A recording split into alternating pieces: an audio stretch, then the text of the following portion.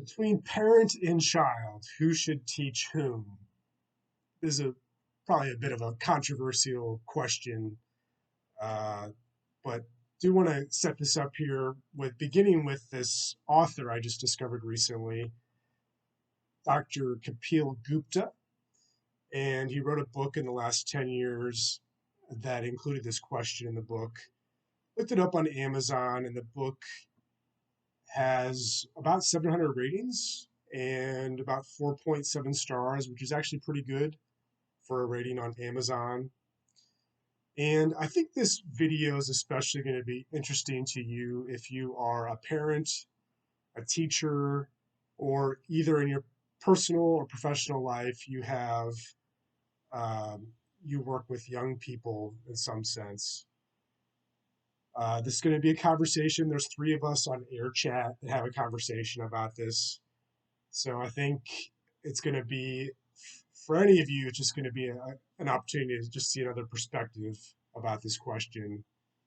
And without further ado, here is the conversation. In between parent and child, who should teach whom? I was reading the book from Kapil Gupta. The book is Atmamun, where he is saying that a child is the joyful one. He has come into the world energetic, joyful, and we are the one who haven't seen a new thing for a long time. So who should learn from whom? So I find it fascinating, but still I'm thinking that what could be the implications for it. Oh boy, here we go. I really think that parents should teach their children.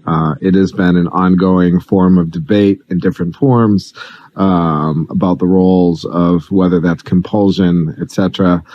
I think parents should teach their children in the traditional sense of the word.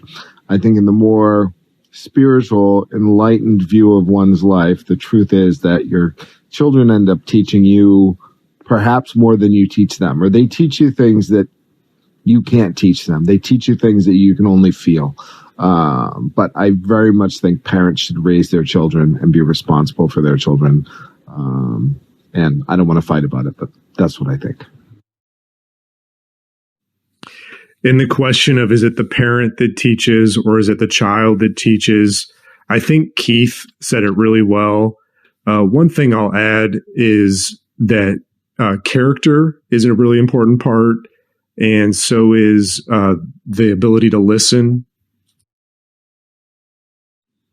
So first, in my experience as a child or even as a student, when there's a parent or even like a teacher that has good character, they are a good listener.